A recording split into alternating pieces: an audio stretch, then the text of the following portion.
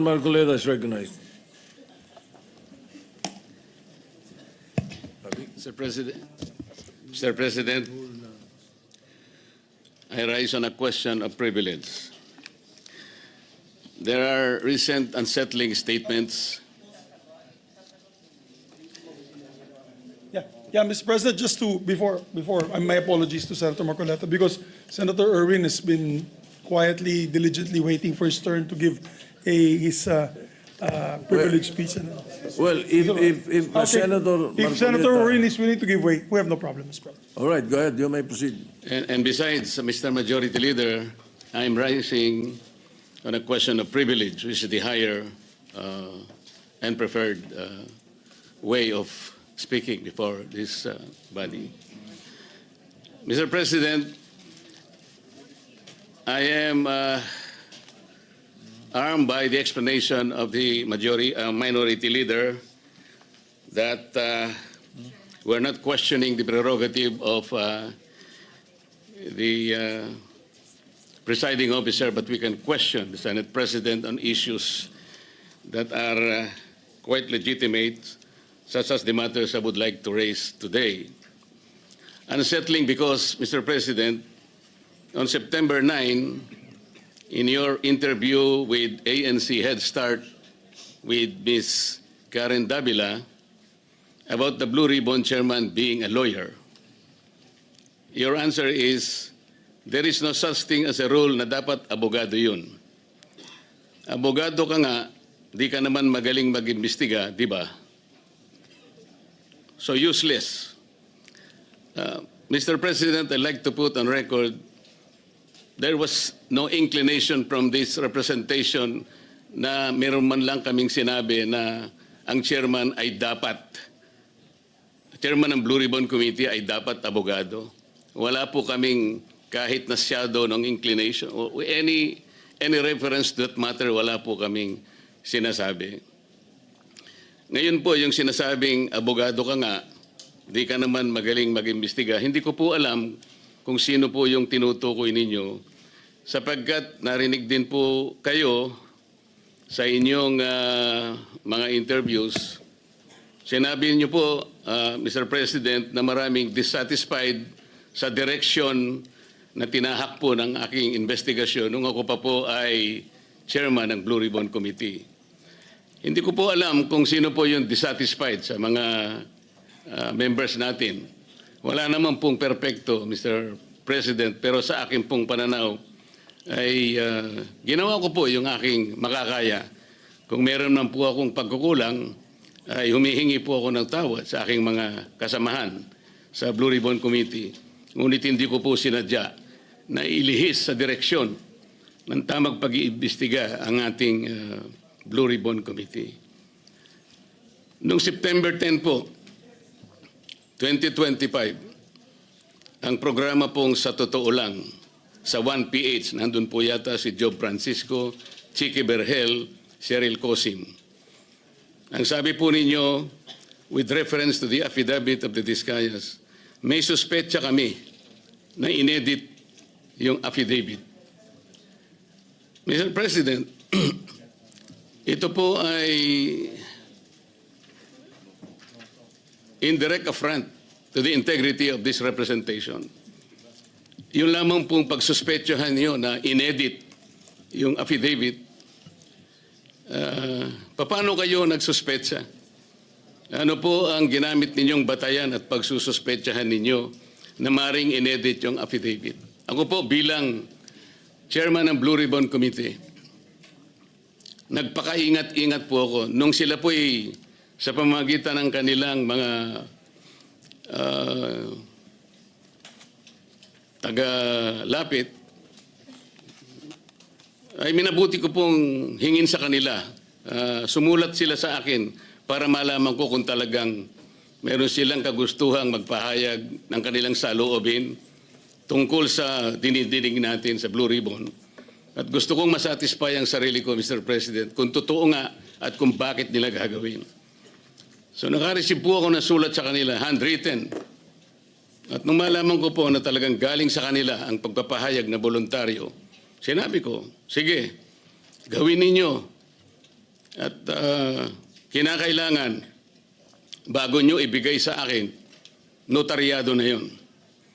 At yun pong affidavit na yon, o subscribe sworn statement, Mr. President, ay naibigay sa akin, araw na po, maggagabi na po ng araw ng linggo, in a sealed envelope. At kung sinasabi po ninyo na ang SOP ay dapat na ibigay sa mga miyembro ng ating Blue Ribbon, wala na pong pagkakataon sapagkat sa umaga po alas 9 ay magsisimula na po ang Blue Ribbon Committee. Noong September 14 po sa Twitter ninyo, meron po kayong binanggit at ito po ang nakasulat. Very devious. Wala pang hearing ang Blue Ribbon ni Ping Lacson. Gusto ng ilang magpalitan agad. What are they so afraid of? Bakit minamadali WPP agad ito? Ano bang nangyari? Malalaman natin sa Blue Ribbon kay Senator Lacson, meron siyang investigasyon ginagawa tungkol dyan. Ano po ba yung pinanggalingan ng mga salitang yun, Mr. President? Sino po yung natatakot? Sino po yung nagmamadali? Kung ang inyo pong tinutukoy ay yung aking sulat para irekomenda na mag-apply sa Witness Protection Program ang mag-asawang Diskaya, yun po inaayon sa batas, Mr. President. Ito po ay naayon sa Section 4, Republic Act 6981. Ito po yung Witness Protection Act. Ang sinasabi po doon, in case of legislative investigations in aid of legislation, a witness with his express consent may be admitted into the program upon the recommendation of the Legislative Committee, where his testimony is needed, when in its judgment there is pressing necessity therefore, provided that such recommendation is approved by the President of the Senate. Ang committee po ay nagpasya, Mr. President, kasi hiniling po nung Diskaya sa kanilang sworn statement na meron tangka sa kanilang buhay, sa kanilang seguridad, ang kanilang pamilya at kanilang mga anak. Kung kami po ay nagmamadali, yun po kasi ang sinasabi ng batas. Para makapag-apply po siya na sa Witness Protection Program, ang chairman po ng committee sa pagsang-ayon ng kanyang mga miyembro, kailangan po kami gumawa ng sulat sa Secretary of Justice. Ayun nga po, ipinrepair namin kaagad. Hindi nga lamang po napirmahan ng pumalit na Senate President sapagkat nagpaliwanag siya, nalaman pala niya na meron palang press con ang ating Department of Justice Secretary na doon sinabi niya, hindi raw siya magbibigay ng witness protection sapagkat kinakailangan munang ibalik ng mga Diskaya anumang pera ang kanilang nakuha sapagkat hindi kanila yon. Sa makatid, ang policy daw ng Department of Justice ay ibalik muna yung pera bago aksyonan ang kanyang aplikasyon sa Witness Protection Program. Mr. President, ako po'y nalulungkot. Maski sa aking press con kanina ay sinabi ko kung bakit ganun ang sinabi ng Secretary of Justice. Wala po sa tuntunin yun eh. Kung babasahin lamang po niya ang Section 3 at Section 10 ng Republic Act 6981, wala pong binabanggit doon na restitution, yung pagsusuli. Nag-uumpisa lang po sa pagsusuri, sa pag-iimbestiga ang komite. Meron na po bang halaga na dapat isuli? Na-determine na po ba yun? Meron na po bang ruling na kung ano yung, kung sino at gaano ang isusuli ng kung sino man ang may kasalanan? Meron na po bang ganun? Wala po eh. Prospective lang pong mag-a-apply eh. Nasa sections 3 and 10 ang mga requisites kung ano-ano po yun. Mga 10 requisites po yun. Yung restitution, wala po ron eh. Kaya po ako'y nalulungkot kung bakit po binanggit yun ng Secretary of Justice.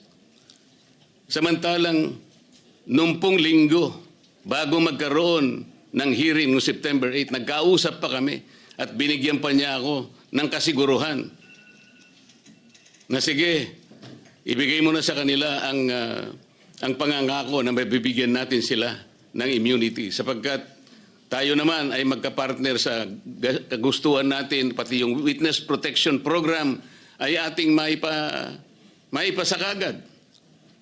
So yung pagbibigay po niya sa akin ng garantiya, kasama na po yung kanyang USEC. Yun ang nagbigay sa akin ng lakas na loob. Kaya ako'y sumulat kagad. Hindi ko alam na babaligtarin ako ng Department of Justice. Ngayon po, Mr. President, yun po ang ginamit ninyong dahilan kung bakit hindi nyo pinirmahan. Sana man lang po ay napakarami naman ninyong mga abogado sa inyong opisina rin. Binasa nyo sana yung batas. Kung yung restitution po ay isa sa requisite para ang isang tao ay makapag-apply man lang. Yun po kasi yung prinsipyo ng batas eh.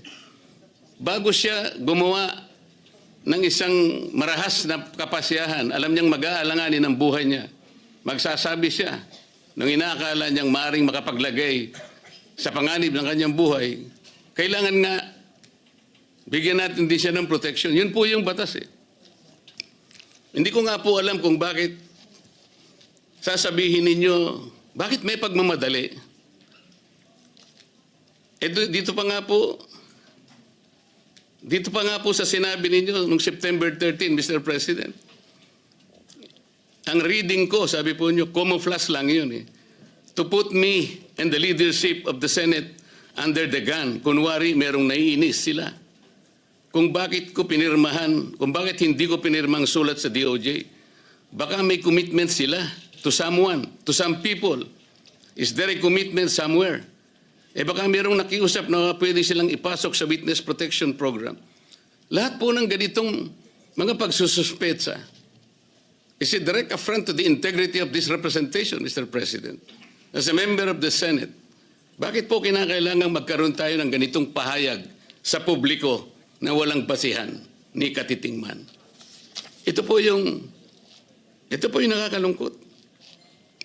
Noong September 10, sa bilyonaryo interview with Ms. Corina Sanchez, ang tanong po ni Ms. Corina, Bryce Hernandez, natatakot daw po siyang bumalik sa Senado. May basihan po ba ang kanyang pangamba? Yan po yung tanong niya sa ating Senate President. Ang sagot po ng ating Senate President, sabi niya sa House. Makatwid, parang kinonfirm niya. Ang nangyari, yung mga congressmen nag-request na kung pwede daw, huwag ibalik sa Senate dahil meron daw siyang binabanggit na mga senador. So ang ginawa naman ng mga congressmen, nakiusap kay Speaker, si Speaker tinanong sa akin, dahil ang sinasabi raw kung pwede mo nang i-retain. Sabi ko, hindi pwede dahil sa legal custody namin yan eh. Dahil merong contempt dyan sa Senado.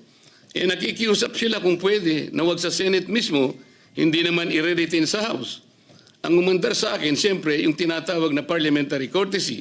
Kasi meron silang nakakontempt doon, yung si Mendoza, gusto rin naman namin kunin yun. Alam ko later, iimbitahan namin yun. So ang nangyayari po, Mr. President, kaya ba dinidiscredit, kaya ba pinagsususpetsahan yung Diskaya, sworn affidavit, sapagkat may binanggit siyang 17 congressmen? Yun po ba ang dahilan? Bakit naman po nung siya, yung Hernandez ay nag-testify sa House, bakit kagyat nating pinakinggan naman ang kanyang katwiran? Dahil may binanggit naman siya, di umano, na may kasalanan na dalawang kasama natin dito. At saka siya nagsabi na, huwag niyo na akong ibalik doon sapagkat manganganib ang buhay ko. Ang maliwanag po dito, pagka ang nagsasalita si Bryce Hernandez, parang merong kagad pagpapatibay.